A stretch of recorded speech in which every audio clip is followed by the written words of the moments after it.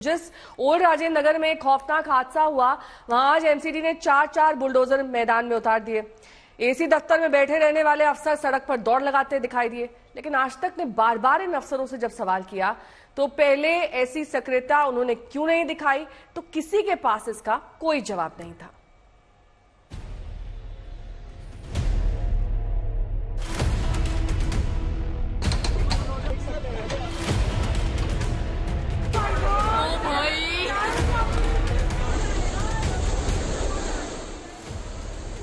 जिस इलाके में एक तंग बेसमेंट में बेतहाशा पानी भर जाने से 3 होनहार छात्रों की जान चली गई, वहां आज दोपहर होते होते एमसीडी के बुलडोजर पहुंच गए। एक नहीं 4 बुलडोजर पहुंचे। यही बुलडोजर पहले गरज गए होते तो शायद 3 आईएएस बनने वाले छात्रों को अपनी जान गंवानी नहीं पड़ती। काश बुलडोजर पहले हरकत में आते, काश बुलडोजर पहले ही अतिक्रमण हटा देते, काश कि एमसीडी की नींद पहले खुल जाती, काश कि एमसीडी के अफसर अपना फर्ज निभाते।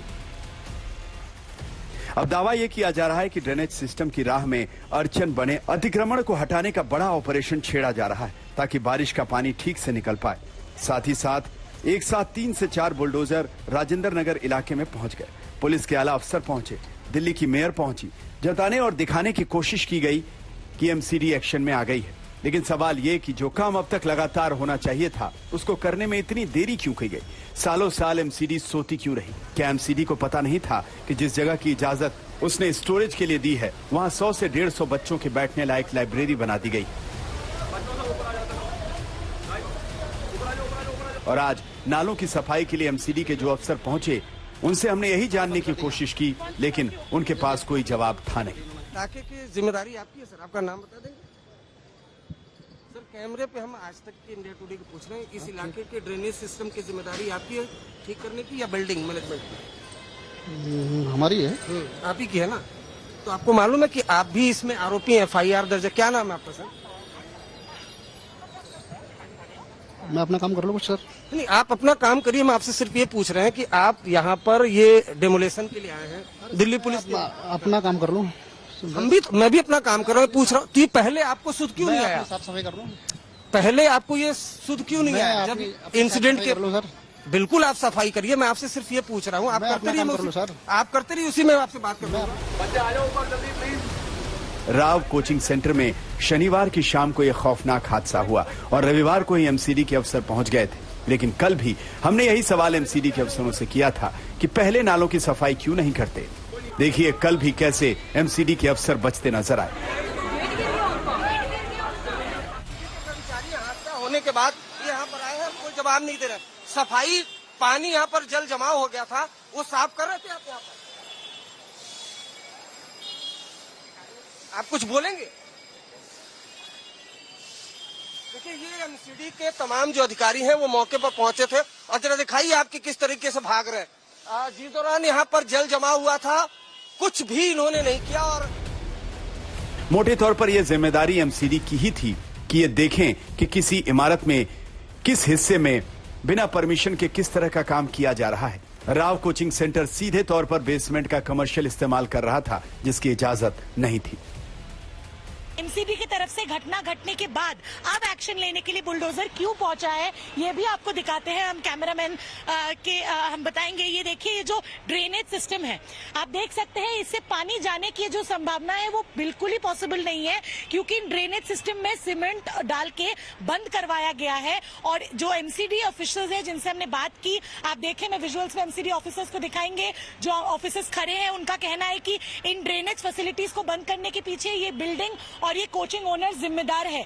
ये लोगों का कहना है कि पहले ये कोई एक्शन इसलिए नहीं ले पाए क्योंकि कोचिंग ओनर्स की दादागिरी चलती थी, ऊपर से फोन करके धमकाया जाता था, इसीलिए एमसीडी की तरफ से अब तक एक्शन नहीं लिया गया। सवाल कई हैं, एमसीडी ने चेकिंग क्यों नहीं की कि बेसमेंट का कमर्शियल इस्तेमाल हो रहा है?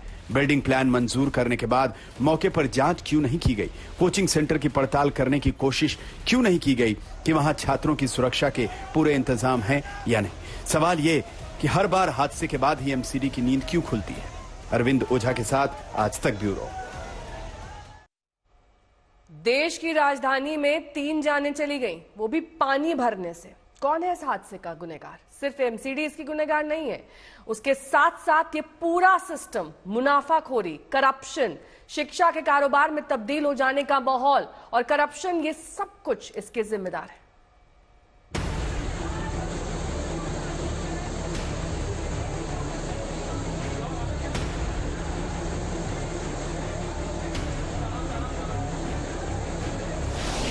दिल्ली में हर बारिश में यही हाल होता है।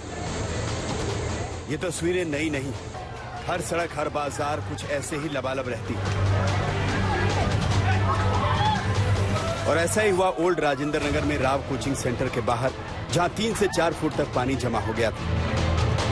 लेकिन इस हालात के लिए जिम्मेदार कौन है? राव कोचिंग सेंटर हादसे में 3 छात्रों की जान के मामले में गुनहगार। पहला गुनहगार कोचिंग सेंटर। दिल्ली में तमाम इलाकों में इस तरह के कोचिंग सेंटर चल रहे हैं जिसमें सुरक्षा ताक पर रख दी गई, और ऐसे ही काम राव कोचिंग सेंटर में भी हो रहे हैं। इजाजत स्टोर रूम के लिए ली गई थी, लेकिन यहाँ पर बड़ी सी लाइब्रेरी खोल दी गई। यहाँ तक कि बारिश में जब बाहर रोड आपको बहुत आई होप कि आप सभी सेटिस्फाइड होना चाहिए। कंपनसेशन की बात कर रहा हूँ, जिन बच्चों मैक्सिमम कंपनसेशन की बात कर रहा हूँ, जो बच्चों जिन्होंने अपनी जानें खोई हैं, उनके लिए हम वर्कआउट कर रहे हैं कि कैसे उनको जो है मैक्सिमम कंपनसेशन दिया जा सकता है।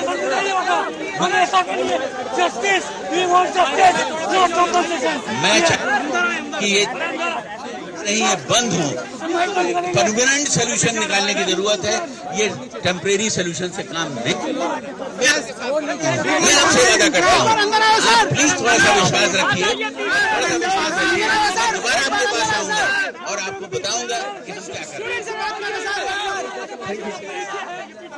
सबसे मेरी रिक्वेस्ट है, सर ने बहुत ही अच्छे से आपको हर चीज के बारे में बताया है, और आप थोड़ी शांति रखें। और हर चीज के इंक्वायरी का टाइम लगता है और एक्शन जस्टिफाई होना चाहिए। तो और सर ने जैसा आपको बताया, कोचिंग वाले को ऑलरेडी अरेस्ट कर चुके हैं। वो हेलो सर,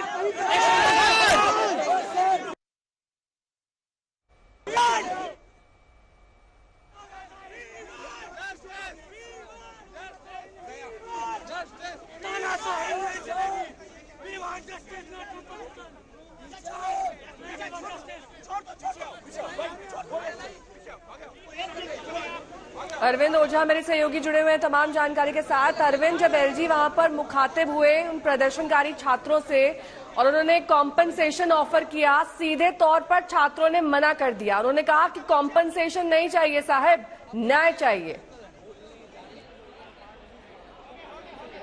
बिल्कुल, देखिए मुआवजा जो लगातार अलग अलग एजेंसियां वो मुआवजा ऑफर कर रही हैं, उससे बात बनने वाली नहीं है, यही छात्रों का कहना है। और देखिए एलजी भी इस बात को समझते हैं कि ये जो प्रोटेस्टर हैं ये कोई आम नहीं है। इन्हीं में से कई लोग पहले इसी इलाके से IAS PCS बड़े रैंक पर गए हैं, और अभी भी इनमें से कई ऐसे हैं जो आने वाले दिनों में बड़े अधिकारी बन सकते हैं।